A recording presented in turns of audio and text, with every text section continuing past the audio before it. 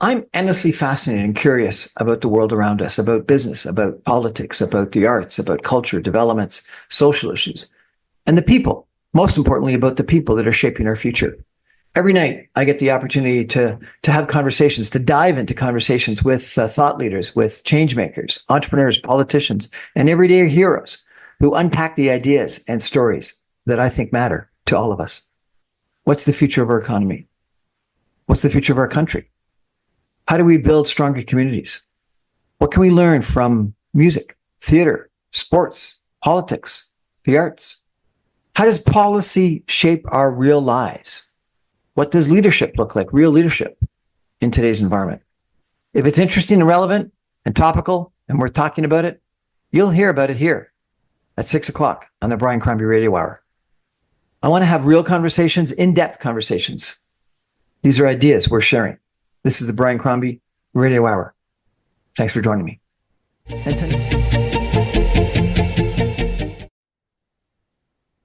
Good evening, everyone, and welcome to the Brian Crombie Radio Hour. If you're a regular listener to me, to my show, you've known that I've been really interested in what's happening with the housing crisis in the Greater Toronto Area, frankly, across numerous different metropolitan areas in Canada, Toronto, Montreal, the Lower Mainland, and Vancouver, Victoria, etc. And I saw a really interesting article by Chris Spoke. He is with a real estate developer in Toronto called Toronto Standard. They specialize in rental housing and Midrise.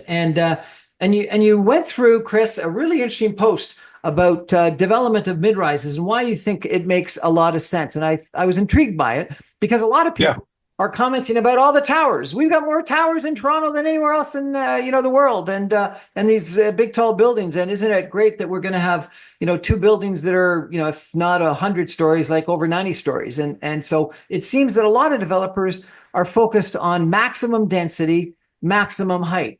And you're arguing for something different. Why?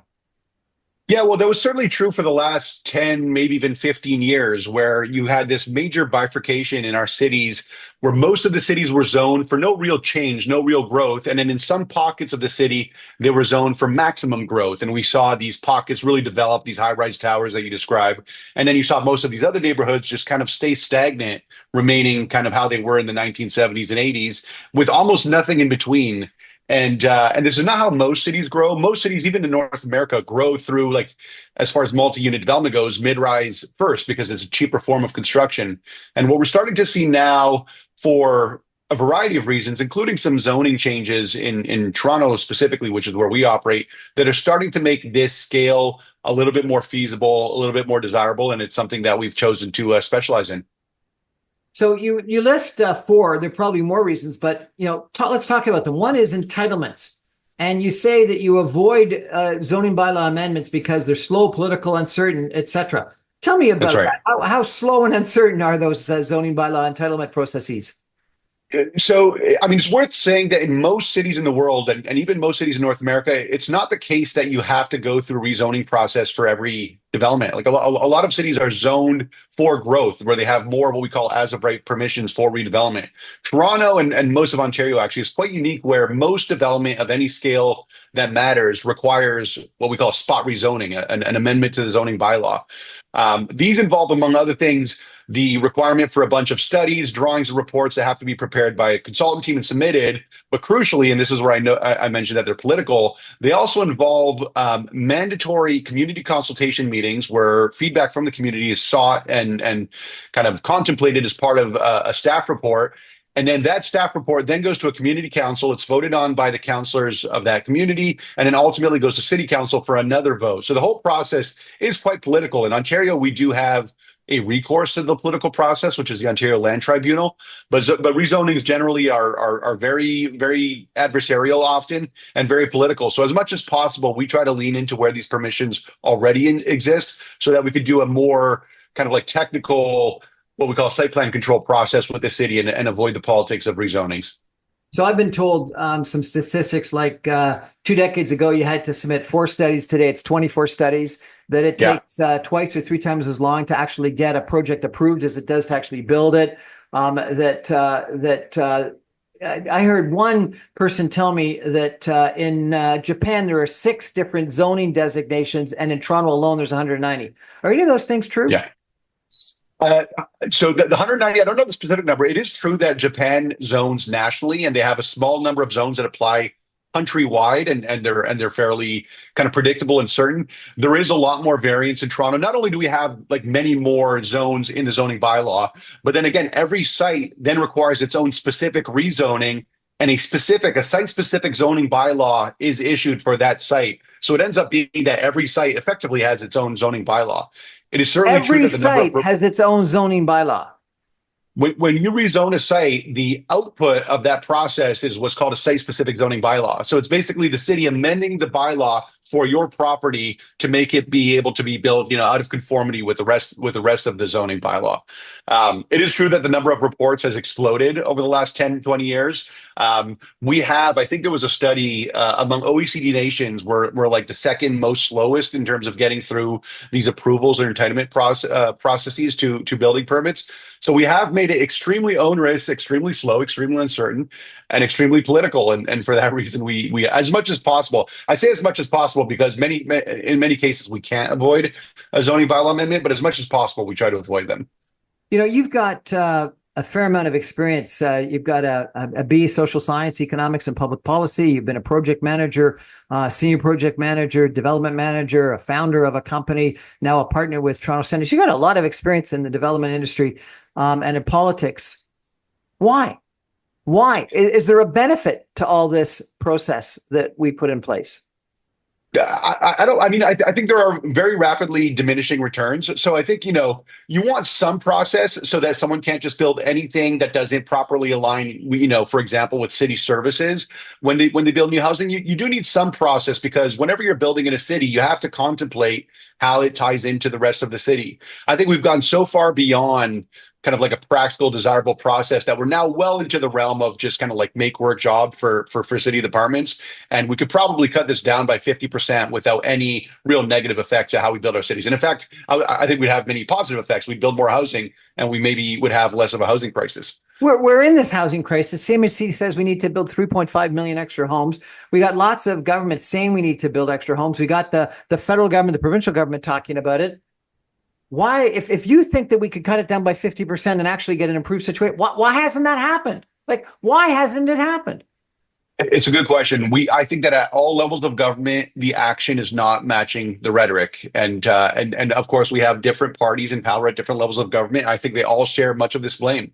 Where this issue has been at least a priority since 2018. It's kind of like risen to the level of top 3 issues provincially, and over the last 5 years, it's become a top issue federally. But we're not seeing the action needed, and kind of like the proof is in the pudding. We're actually seeing more new housing construction coming online this year than we did last year, and if this trend continues, we'll have even less next year than we're seeing this year. So I think this problem, despite all the rhetoric, but despite everybody saying we need to solve this problem is actually going to get much worse in the short term. You comment about the city's evolving major streets and avenues policies, which are helping to unlock, as of right, mid-rise density. Can you explain what that is? Absolutely. So one thing I like to say is that John Tory didn't do much of anything in his first 2 terms. In his third term, he kind of woke up, and maybe it was because he didn't have to worry about getting reelected, so he could do more of what he felt was needed. He implemented something called the Housing Action Plan. And within that Housing Action Plan, there are a bunch of different initiatives, but 2 of the big initiatives were upzoning more of Toronto's major streets and avenues for mid-rise development. This unfortunately was about 2 weeks before he then resigned. So some of the execution against that plan has been quite slow, and I would say imperfect, to put it kindly. But it is true that more Toronto streets are being upzoned for more, again, as of right, mid-rise development. And that mid-rise is up to what size? What height?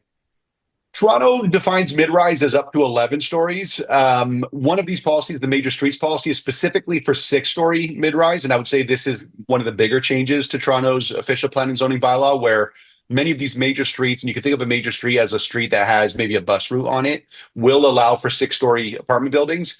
And then the avenues policy is it's kind of like a beefier version of that, where on some more central versions of these streets, you might have mid-rise development, 8, 9, and even up to 11 stories.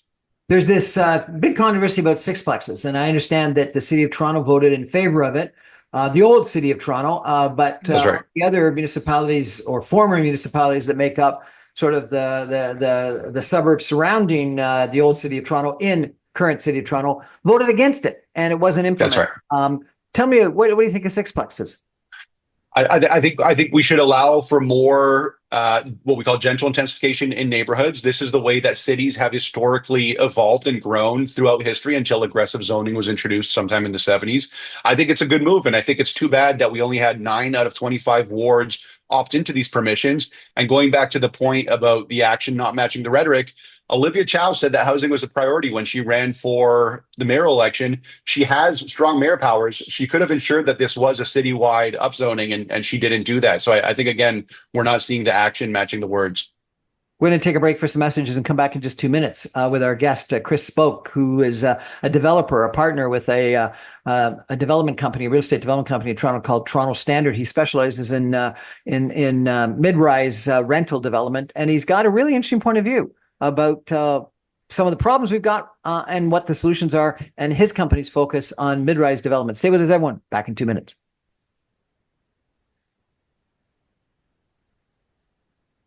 Welcome back, everyone, to the Brian Crombie Radio Hour. We're talking housing, and we're talking with Chris Spoke, who is a developer with Toronto Standard, a mid-rise rental-focused development company in the Greater Toronto Area. He's also a writer. You publish a regular newsletter. Tell me about your writing in your newsletter, sir. That's right. Yeah, I publish a regular newsletter. I'm also a regular contributor to the Hub, where I write almost exclusively about housing policy. So I'm kind of the rare developer who started in policy advocacy and ended up in development, whereas many developers end up in policy advocacy. So this is an issue that I think is very important. It's starting to be recognized as such, but again, we're not seeing the action to match. So as much as possible, I like to add my 2 cents to the public record. Why'd you get so involved in advocacy? You know, I worked in technology in my 20s. I worked for software agencies, for software startups, and just noticed that housing prices were rising in Toronto, didn't really understand how cities and housing development was regulated and how it worked, and kind of went down this rabbit hole and realized that, you know, something that is unique actually to the Commonwealth, and is especially true in Ontario and Toronto, we constrain our housing supply to a very large degree, much more than the rest of the world. And naturally, the outcome of strong demand and low supply is rising prices. And I thought that was an issue that required more attention. It's since gotten more attention, but I still think it's underrated in terms of its importance. Well, I appreciate you writing and the comments that you've made on LinkedIn that I've read, and I appreciate you coming with us tonight and your advocacy. Your number 2 reason why you focused on mid-rise was a little bit interesting, and I wonder if you can explain it. Loading space requirements, Type G loading spaces kick in past the 30-unit mark. What the heck is that? Explain it to us, please. So in the city of Toronto, and I'm going to speak about Toronto just because that's where we're most active, but this is true of most cities. City garbage trucks are very big trucks. And when you build a rental building, certainly one that has more than 30 units, the city requires that you fit a large loading area that's called a Type G loading area that can fit one of these big trucks that is tall enough for it to lift the bin above and kind of like drop the garbage into its back, that could turn around on your property so that it doesn't have to reverse kind of backwards out of your property. And it ends up taking a very large share of your ground floor, both in terms of the law area, but also the ground floor of the building itself, for these loading areas. If you think about older buildings that were built in Toronto, this was not the case. We had a lot more of this garbage handling either on the street or on the side. You had private pickup with smaller garbage trucks. But in Toronto, above the 30-unit mark, there's now some flexibility between 30 and 60 units, but you have to build these really large garbage rooms. And one kind of like side comment on this, a lot of people complain about the loss of fine grained major street retail when neighborhoods are redeveloped for mid-rise condo. And the reason for that, one big reason for that, is because so much of that ground floor is now given to these city requirements, including these Type G loading areas, that there's no space left for as much retail as was being replaced. Is there a better solution? Yeah, I think so. I think, one very interesting solution, it would take kind of like a citywide effort. You see this in a lot of European cities and a lot of Southeast Asian cities where you have communal garbage bins. So people who live in apartment buildings go to city-owned and city-operated garbage bins along the street, and these could be nicely done so that they're kind of like mostly below grade, but with like a little hatch above grade. And basically it functions as a city utility, like we do with water and with electricity. So you have daily pickup of the city-owned communal garbage bins, and the garbage doesn't need to happen on site on a building by building basis, but it's kind of like a neighborhood thing. What about just backing in and backing out? Why can't they do a 3-point turn?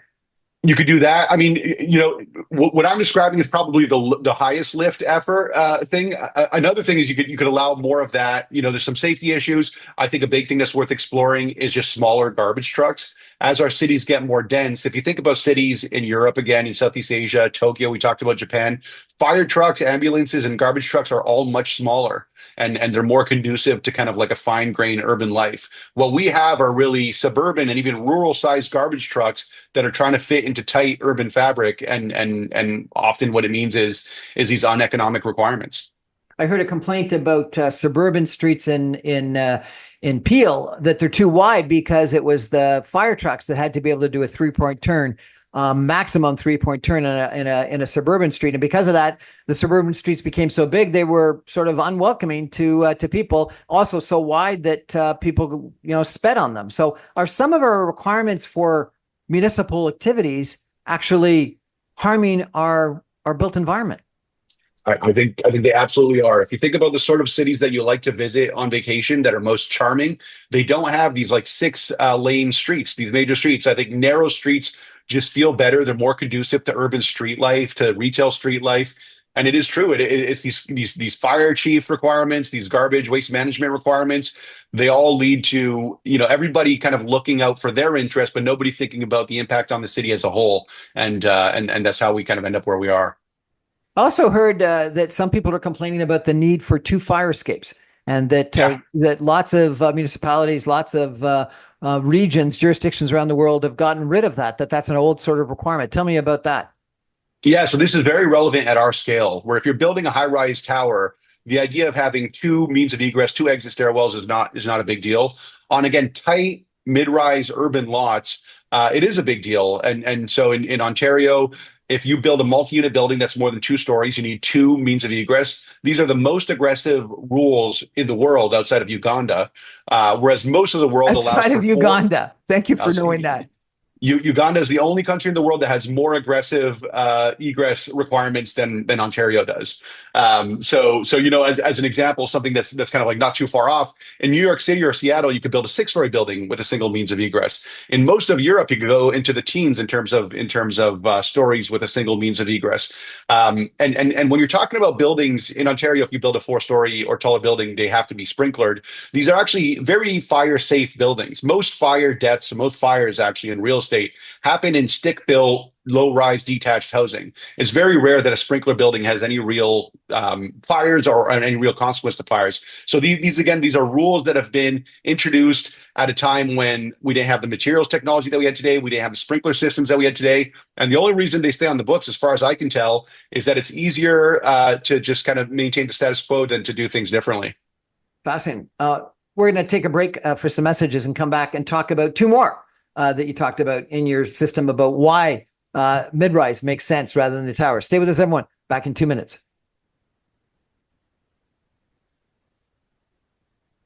Welcome back, everyone, to the Brian Crombie Radio Hour. We're having an interesting conversation with a really smart guy who knows even how Uganda compares to us in our building requirements. I've never heard that one before, Chris. I really appreciate it. Our guest is Chris Spoke, who is a founder and partner with a company called Toronto Standard, which is a mid-rise rental developer, real estate developer in the Toronto area. And you've talked about how entitlements are a constraint and that you try to stay away from them, needing to get new zoning bylaw amendments, how loading space requirements for garbage are critical. And we also talked about fire and the size of roads.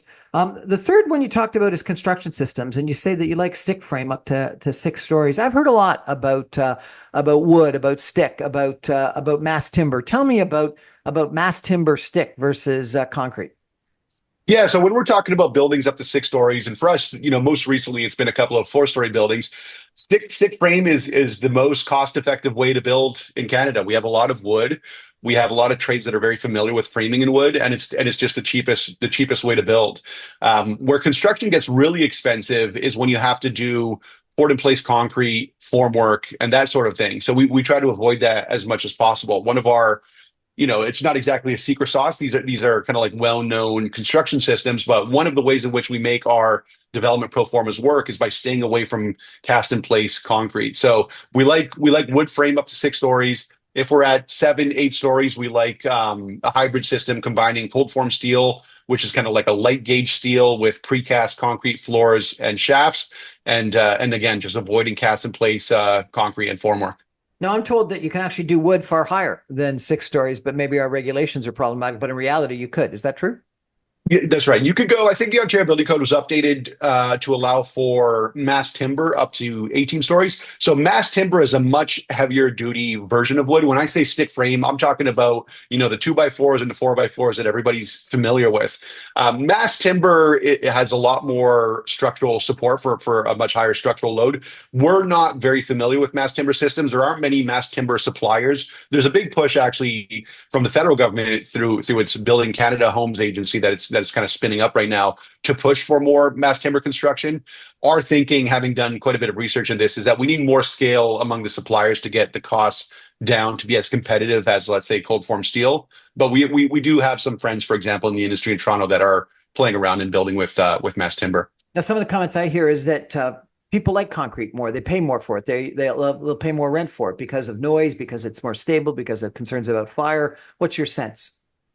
Yeah, I think noise attenuation is a very big consideration, especially for rental, where you have people turning over, let's say every 2 or 3 years. You want to make sure that every new person does not get turned off by noise coming through the units. So again, on our slightly taller mid-rise, we do precast concrete. So it is a concrete floor slab. It's just poured in a factory and then trucked on site. It's not cast on site, but it still has the same noise attenuation properties as cast in place concrete. And then when we're doing wood frame buildings and wood frame floors, typically what we do is a level of what we call topping, which is a gypcrete. It's a mix of gypsum board and concrete, and then you do a couple of inches of that on top of your flooring system, and you combine a few other materials to attenuate noise as much as possible. Cast in place concrete performs very well. It's really the cost that kill us. The fourth issue you talked about was absorption risk. And I guess this one's a little bit obvious, but you suggested that obviously the smaller you can absorb it. Tell me why absorption is a big issue for a rental housing development. Yeah, so rental housing development happens on these very long and protracted timelines, and one of the big reasons for that is the entitlement process that we talked about. And the longer this process is, the more vulnerable you are to changes in the macro climate. So if there's some change to immigration policy, for example, when you're halfway through your entitlement process, that's something that you might not have underwritten for when you were buying the site, a couple of years prior. So as much as possible, we try to tighten that timeline. We try to avoid rezonings. We try to build efficiently and quickly. And we try to do these smaller buildings that can lease up faster so that we have some degree of predictability on the macro environment. I think when you're building 400, 500, 600 unit kind of high rise towers, there's no way to reliably forecast what the immigration policy will be, what the interest rate environment will be, and a lot of developers that get very rich, they just had lucky timing, and a lot of developers that blow up, they had unlucky timing. And as much as possible, we try not to leave these things up to luck. We try to tighten the process up. You commented that Toronto's housing market continues to stagnate. New condos can't launch, and recently completed condos are leaving owners underwater. Meanwhile, high-rise projects are rarely able to make the switch to purpose-built rental because construction costs are too high. So what are you suggesting? Everyone start building what you're building? What we are doing now works for this moment in time, where development charges are what they are, where interest rates are what they are, and where rental financing programs are what they are. I think to get back to a world where high-rise cast in place concrete condominium projects work, I think a few things are going to have to change. I think we're going to have lower interest costs or interest rates. I think we're going to have lower construction costs. We're going to have lower development charges, and we might need to do something like ending the ban on foreign buyers. We're not condo developers. We don't sell condo, but this is kind of the feedback we got from our friends in the condo world, where nobody's really launching a sales center these days in the greater Toronto area, because condos, it's cost more to build them than you could sell them for these days. So I was told that there were something like 80 condominium projects that were put on hold in the last year, 18 months. If you were one of those condo builders, prospective condo builders, what would you do? You're saying that it's difficult to convert to purpose-built rental. So what do you do? A lot of them are trying to figure that out. I think the challenges with converting these projects to purpose-built rental is their construction costs really require a higher revenue number, which really comes from condo. They often provide more parking than is optimal for rental projects. And there might even be in parts of the city that are not great for rental. And even if you can line all those things up so that it does work for rental on a high-rise project, the amount of equity required for rental project is much higher than it is for condo. And there are only so many pension plans that you could hit up for equity funding for these projects. So I think a lot of these developers, they're just going to be stuck for a long time. A lot of them, their companies are going to have to do continuous layoffs, and I think a lot of them don't make it out alive through the end of this cycle. I think we're going to have a major kind of correction, to put it nicely. A major correction. I had a gentleman on, the president of Rescom, who said that he was worried about 150 to 200,000 layoffs and 1.5% decline in GDP. What do you think of that? Yeah. I think housing development is a major part of the economy. It's probably bigger than it should be. And I think that's right. It leaves us very vulnerable to these cycles. And aside from the impact on economic growth, the impact on municipal revenues. So much municipal revenue comes from development charges, comes from land transfer taxes. All these things are going to take major hits as this industry goes through a slump, I think a protracted slump. And I think, many people are kind of head in the ground sort of thing and not really seeing how bad this could get. I think that might have been Richard Lyle. I think he's exactly right. We're going to take a final break and come back with some concluding comments in just 2 minutes. Stay with us, everybody.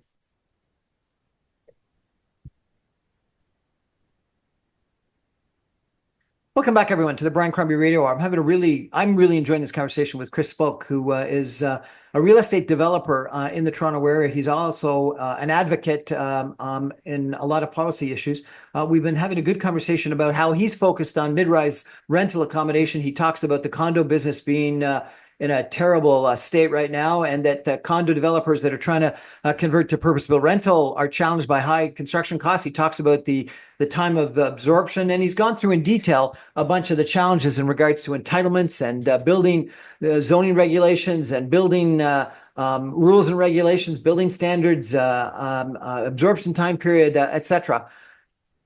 Chris, you've been pretty explicit and pretty frank in a lot of the challenges that you've outlined for the housing industry right now. If you got to sit down with the premier, what would you tell him? What would you recommend? What should he do? I would suggest that he reach deep into his conservative roots and think about deregulating and cutting taxes. This, should be right up his alley, but I don't think we've seen enough of that. So on the taxes side of things, development charges, I think have gotten way too high. They maybe just barely made sense when interest rates were zero and when the cost of capital was zero. They certainly don't make sense now. I think we need a full reset. And then on the regulation side, there are things we could do to update our building code, including on these egress requirements to make it easier, cheaper, and faster to build. And there's a lot of power that the province has over municipalities to allow for more entitled land in a faster process. I think we've seen some baby steps in this direction, but 7 years into his mandate, I don't think he's delivering. He got elected in 2018 saying that he was going to make housing more affordable. Housing is much less affordable, and not only that, but the whole industry is blowing up. So I think that he has the levers available to him. I think he has the ideological background that should be consistent with the deregulatory agenda and a tax cutting agenda. I think he just needs to do it. I think it was about 2.5 years ago that he came out with his housing affordability task force that had something like 57 recommendations. And I read it that only like 5 or 6 of them have actually been implemented. Why?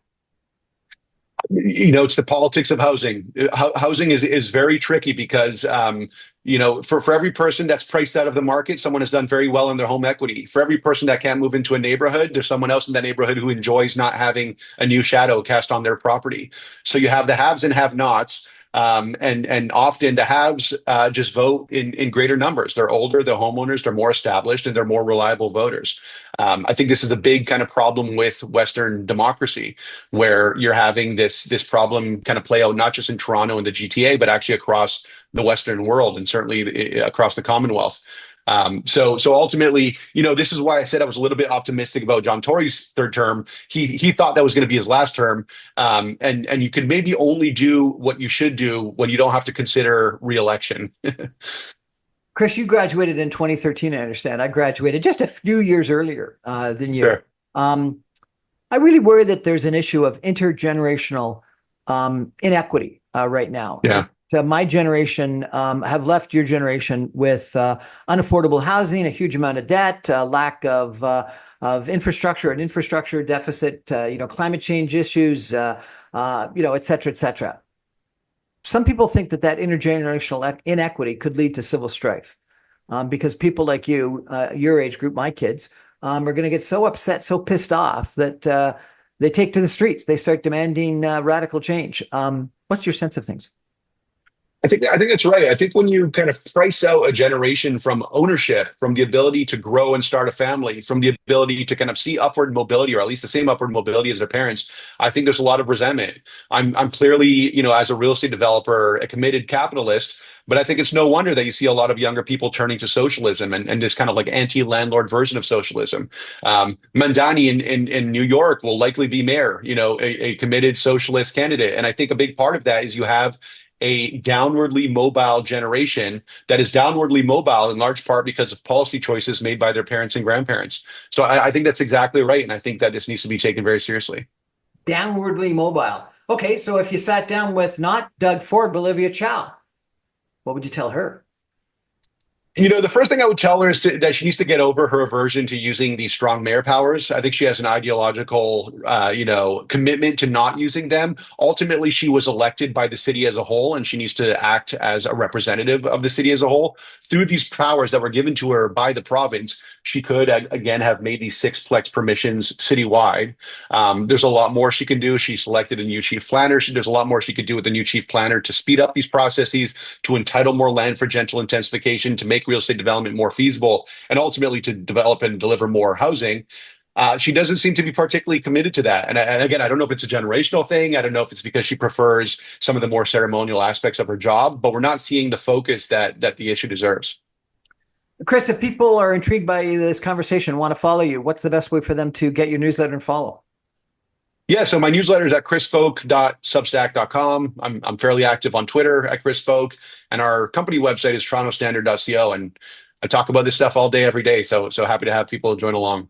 If I or some other people want to go check out one of your recent developments to take a look at a nice rental property, where should we go? So the most recent one is a small 4-story stick frame building that we just completed at Windermere and Runnymede. We've got a really cool ice cream shop as our commercial tenant on the ground floor, Good Gang Ice Cream, which might just be the best, I think, ice cream in West Toronto. So that's at 656 Annette, and they could come on down. Chris, I really appreciate you joining us tonight. Thanks so much. Thank you.